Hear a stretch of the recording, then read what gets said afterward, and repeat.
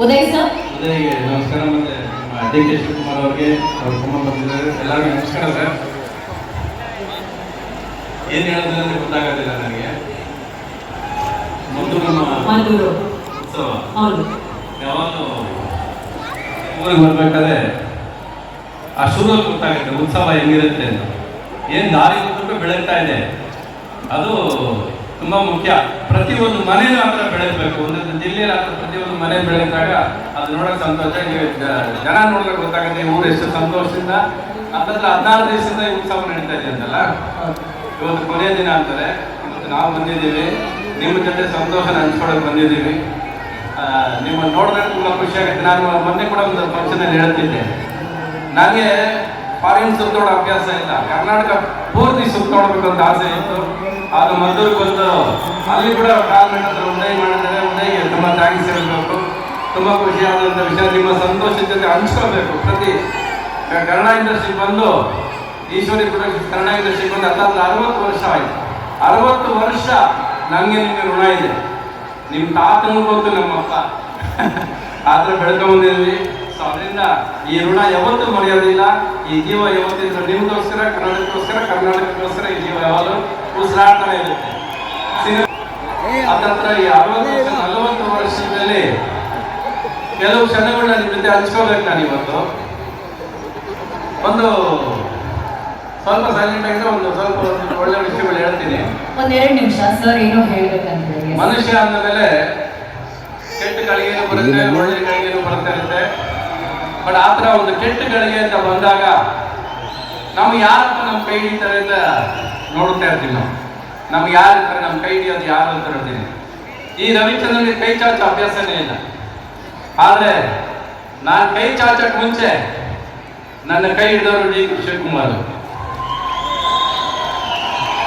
Sir. ನಿಮ್ಮ ಜೀವನದಲ್ಲಿ ಮರೆಯಲ್ಲ sir. ನಾನು ಈ ಜೀವ ನಿಮಗೆ ಅರ್ಪಣೆ ಸರ್. ನಾನು ಯಾರು ಇಲ್ಲ ರೀ, 40 ವರ್ಷದಲ್ಲಿ ಸಿನಿಮಾ ಇಂಡಸ್ಟ್ರಿಯಲ್ಲಿ ಬಂದು ಯಾರಾದರೂ ನನ್ನ ಕೈ ಚಾಚಕ್ಕೆ ಮುಂಚೆ ನನ್ನ ಕೈ ಹಿಡಿದು ಹೆಗಲ ಮೇಲೆ ಕೈ ಹಾಕಿ ಅವ್ರು ಕೇಳಿದ ಒಂದೇ ಪ್ರಶ್ನೆ, ನಾನು ಏನು ಮಾಡ್ಬೇಕು ಹೇಳಪ್ಪ ಅಂದರು. ಉದಯ್ ಸರ್. ಉದಯ್ಗೆ ನಮಸ್ಕಾರ. ಮತ್ತೆ ಡಿ ಕೆ ಶಿವಕುಮಾರ್ ಅವ್ರಿಗೆ ಅವ್ರ ಕುಮಾರ್ ಬಂದಿದ್ದಾರೆ. ಎಲ್ಲರಿಗೂ ನಮಸ್ಕಾರ ಸರ್. ಏನು ಹೇಳೋದಂದ್ರೆ ಗೊತ್ತಾಗೋದಿಲ್ಲ ನನಗೆ. ಮೊದಲು ನಮ್ಮ ಉತ್ಸವ ಯಾವಾಗಲೂ ಊರಿಗೆ ಬರ್ಬೇಕಾದ್ರೆ ಆ ಶುರುವಲ್ಲಿ ಗೊತ್ತಾಗುತ್ತೆ ಉತ್ಸವ ಹೆಂಗಿರುತ್ತೆ ಅಂತ. ಏನು ದಾರಿ ಉದ್ದಕ್ಕೂ ಬೆಳೀತಾ ಇದೆ ಅದು ತುಂಬ ಮುಖ್ಯ. ಪ್ರತಿಯೊಂದು ಮನೇನೂ ಆ ಥರ ಬೆಳೆಯಬೇಕು. ಒಂದೊಂದು ಜಿಲ್ಲೆಯಲ್ಲಿ ಆ ಥರ ಪ್ರತಿಯೊಂದು ಮನೆ ಬೆಳೆದಾಗ ಅದು ನೋಡೋಕೆ ಸಂತೋಷ. ಜನ ನೋಡಿದ್ರೆ ಗೊತ್ತಾಗುತ್ತೆ ಊರು ಎಷ್ಟು ಸಂತೋಷದಿಂದ. ಅಂತಂದ್ರೆ 16 ದಿವಸದಿಂದ ಈ ಉತ್ಸವ ನಡೀತಾ ಇದೆ ಅಂತಲ್ಲ. ಇವತ್ತು ಕೊನೆಯ ದಿನ ಅಂತಾರೆ. ಇವತ್ತು ನಾವು ಬಂದಿದ್ದೀವಿ, ನಿಮ್ಮ ಜೊತೆ ಸಂತೋಷನ ಹಂಚ್ಕೊಳ್ಳೋಕೆ ಬಂದಿದ್ದೀವಿ. ನಿಮ್ಮನ್ನು ನೋಡಿದ್ರೆ ತುಂಬ ಖುಷಿಯಾಗುತ್ತೆ. ನಾನು ಮೊನ್ನೆ ಕೂಡ ಒಂದು ಫಂಕ್ಷನಲ್ಲಿ ಹೇಳ್ತಿದ್ದೆ, ನನಗೆ ಫಾರಿನ್ ಸುತ್ತೋಡೋ ಅಭ್ಯಾಸ ಇಲ್ಲ, ಕರ್ನಾಟಕ ಪೂರ್ತಿ ಸುತ್ತೋಡ್ಬೇಕು ಅಂತ ಆಸೆ ಇತ್ತು.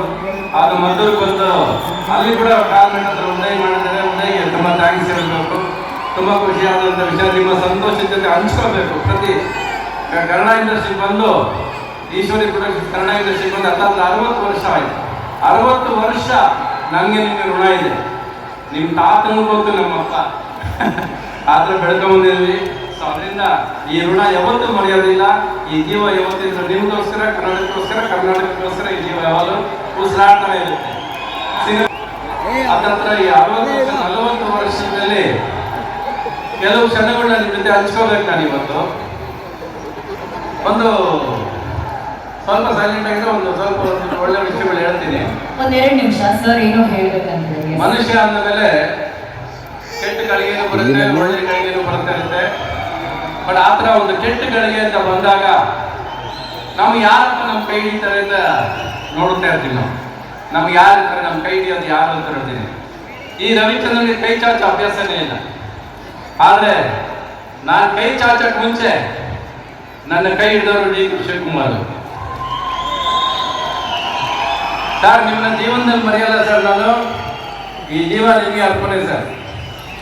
ನಾನು ಯಾರು ಇಲ್ಲ ರೀ, 40 ವರ್ಷದಲ್ಲಿ ಸಿನಿಮಾ ಇಂಡಸ್ಟ್ರಿಯಲ್ಲಿ ಬಂದು ಯಾರಾದರೂ ನನ್ನ ಕೈ ಚಾಚಕ್ಕೆ ಮುಂಚೆ ನನ್ನ ಕೈ ಹಿಡಿದು ಹೆಗಲ ಮೇಲೆ ಕೈ ಹಾಕಿ ಅವ್ರು ಕೇಳಿದ ಒಂದೇ ಪ್ರಶ್ನೆ, ನಾನು ಏನು ಮಾಡ್ಬೇಕು ಹೇಳಪ್ಪ ಅಂದರು.